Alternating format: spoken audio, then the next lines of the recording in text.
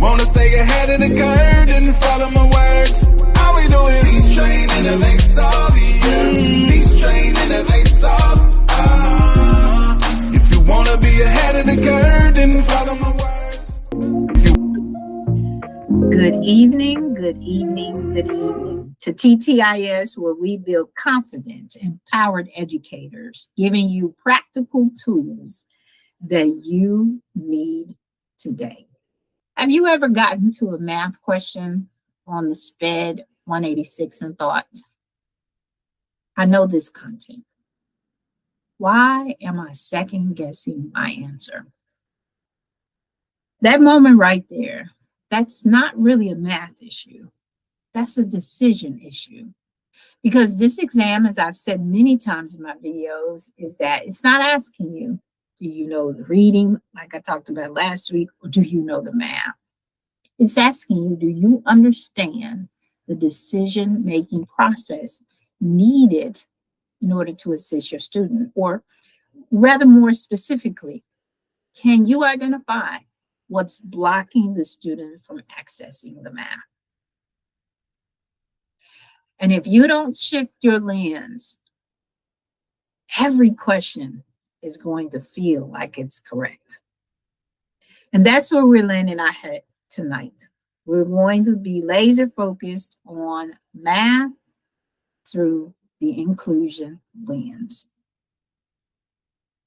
This is the concept that we're going to be going over tonight, and I hope that it helps you as you prepare for your SPED 186 exam. Because again, it's not asking you, do you know the terminology and all of the skills and strategies? But there are two competencies that comprise the curriculum knowledge section. And they are asking you, do you know how to use the assessment data correctly and turn assessment data into action? As a special education teacher, you must understand how to collect data, baseline data, interpret these different types of assessments, and then use that information to determine whether the students are progressing toward their academic and functional goals. This thinking helps you to develop the IEP, implementing with fidelity, monitor progress, and communicate results to the R committee and to the families that are involved. Domain 3 is an instructional portion of it. It's worth 27% of the exam. And often it is the deciding factor on whether or not you pass or not. It composes of two key things, curriculum and teaching strategies. And so tonight, we're going to focus ourselves on two particular areas, or actually 4 thoughts that I'm going to have with you tonight. And to travel us through these ideas that we're going to go through. And the first is the inclusion lens, which I spoke of when I first opened up our video together. And then the common math barriers that I'm going to mention and help you with a way to categorize the ideas around that. And then lastly, of course, I want you to walk away with a scenario. So again, let's jump right into the thought. Last week, we talked about data, we talked about the need, and we talked about action. I'm not reteaching that this week, but I am going to help you to apply it quickly to math, because this is where people miss the points. The real shift. When math shows up, the question is rarely about the math itself.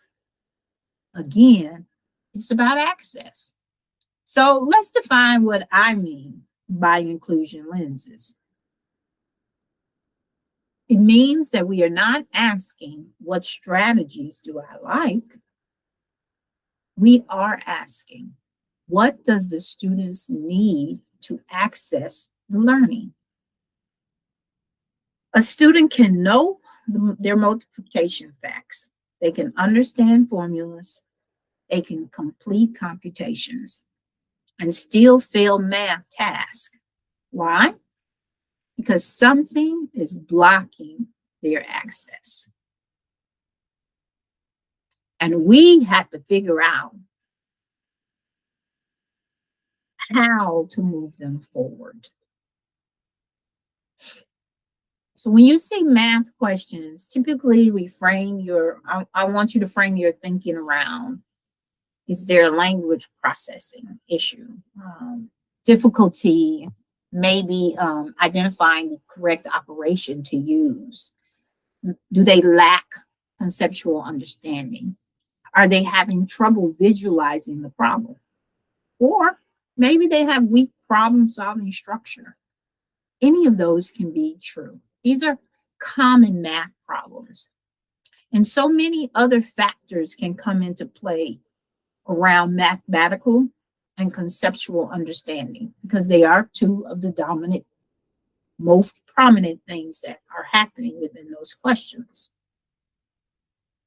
But the best answers often provide both access and build mathematical understanding. And if the students can compute but cannot solve, the barrier may not just be math. Again, I come back to this concept of it's possibly the access. So each week we come to highlight the thinking and bring solutions, as I always start our videos out by talking about. And many teachers are preparing for SPED 186. They reach out because they've taken some sort of diagnostic assessment, but aren't sure how to interpret the results. If that's you, I want you to start with our TExES blueprint session. In this session, we identify the competencies that need attention and map out exactly which domains that you should focus on and help you build a plan to spend the right time toward that instead of aimless studying. I'm going to leave the information down in the links, like I always do, for you to book your blueprint session there. Or maybe you just need some practice. We offer a free class, class 5.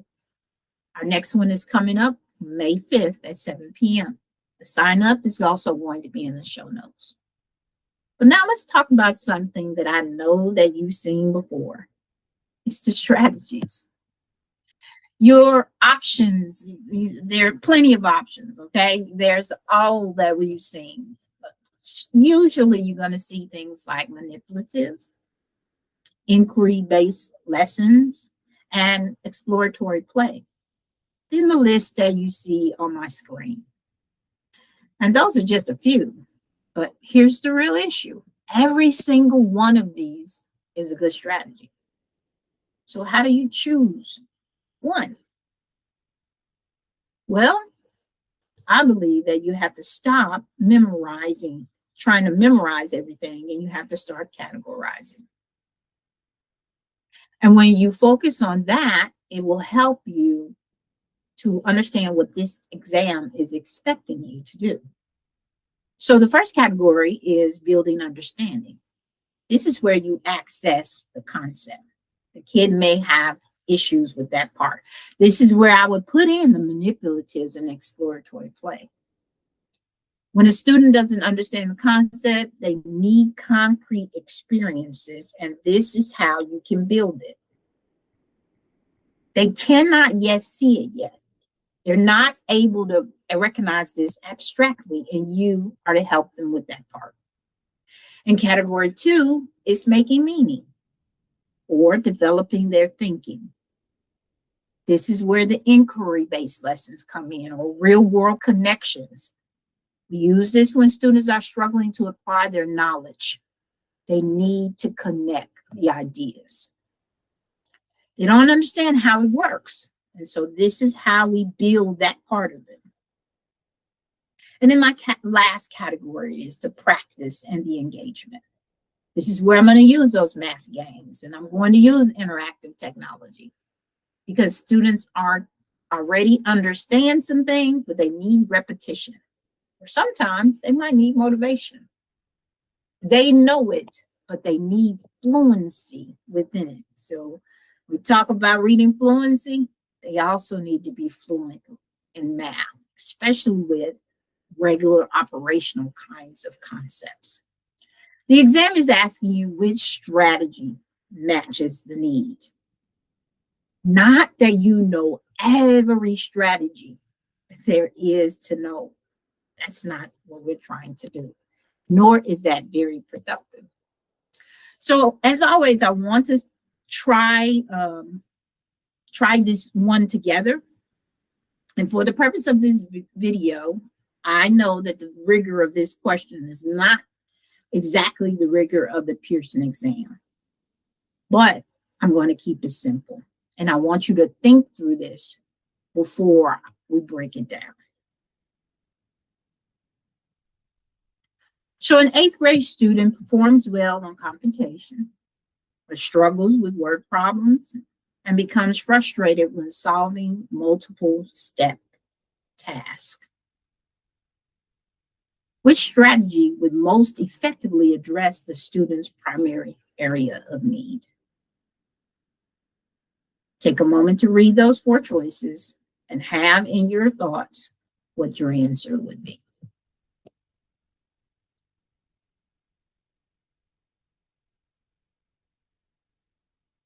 Okay, keep hold of that answer because now I want to walk you through the same framework I did last week, but this time in math. So I want to focus on the data. They told me strong computation, weak problem solving, and frustrated with multi-steps that it has to complete. Then the need. Translating the language into steps. Structured problem solving. Now, what action can I take? And let's eliminate ones that make no sense or are not helpful toward gaining what we need. In A, it says math games. That's engagement. It's not an issue. So that's not one that we're going to choose. And answer choice B, it says technology. Technology is a tool. It's not a solution for this particular issue. We have answer choice C. That's where I land my hat there because manipulatives in a visual model is going to support, and I'll talk a little bit more about why. But let's jump down to D. Independent practice. This is too advanced. They're already struggling. We need to help. And the best help, as I stated before, is C. And here's why. It makes thinking visible. It breaks down the steps little by little. Chunking is what it's called. And it supports the understanding. And I also want you to notice that we didn't pick what sounds fun. We picked what solves the problem. And that leads me into a conversation about some of the common mistakes that we might see. Common mistakes that we are going to walk into can look like points that we do need in order to pass this exam. So one of the mistakes is choosing engagement over instruction. Let's make it fun. It's not always the answer. Matching keywords. It's something that I see quite frequent when I'm asking a client to explain to me why you chose that question. They see the words math or they see the word problem and they get stuck at picking something that matches that, like a math game. The third mistake is staying on the surface level. That's where I talked about last week, where we just simply say the student is struggling with math. That's too general, that's too broad. That's not an analysis. And they are asking you to analyze and then provide a workable solution. And the last mistake is ignoring the gap. If your strategy doesn't match the need, it's wrong. Simple and plain. We have to find the strategy within the question set that matches the actual need. That question felt very easy and the understanding behind my response to you. But it's difficult when you're sitting on your own answering these type of questions. I want to remind you that once again, You're not struggling because you don't know all of the strategies. And absolutely not struggling because you're not trying. But you may be struggling because no one has showed you how to break this down. Or maybe it's even the thought that you need to study more. You have to be aware of all of the information before you can acquire this certification. I'm a proud 25 plus year veteran teacher, and I've studied for years, and still sometimes there are things that I need beefing up on and get an understanding around. But here at TTIS, I'd love to guide you and help you to shift your thinking around this exam, around these questions. And once you do, everything is going to start to make more sense. Tonight was a surface look. And if you want to actually practice this thinking and get feedback, I want to invite you to join us. Where we walk through all 5 domains. We break down questions like this, more rigorous ones, step by step.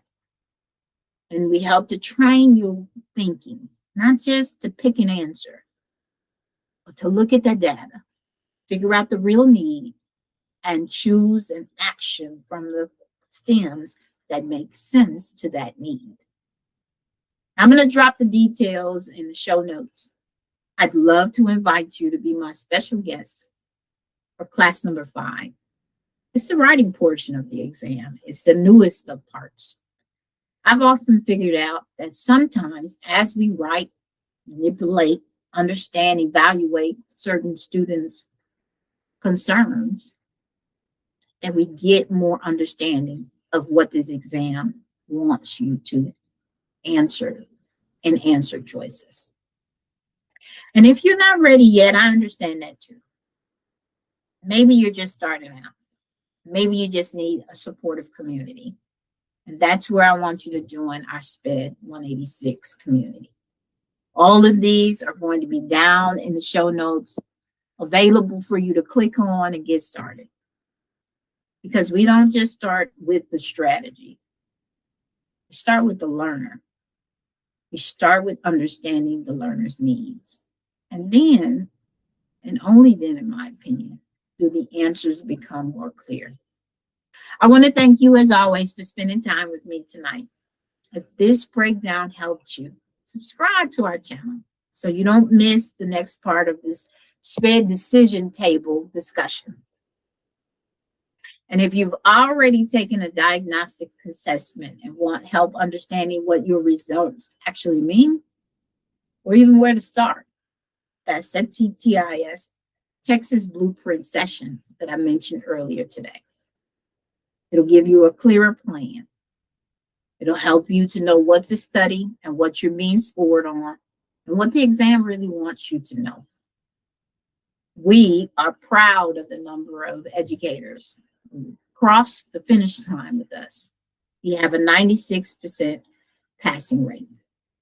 And I look forward to hearing your success story, even if you're just watching our videos. I would love for you to make a comment about how it's helping you. Again, I want to thank you for dropping by, and I'm going to see you again next Monday, same time, talking to you about the SPED decision, sitting at the decision table again. All right, everyone, have a good evening. Good night.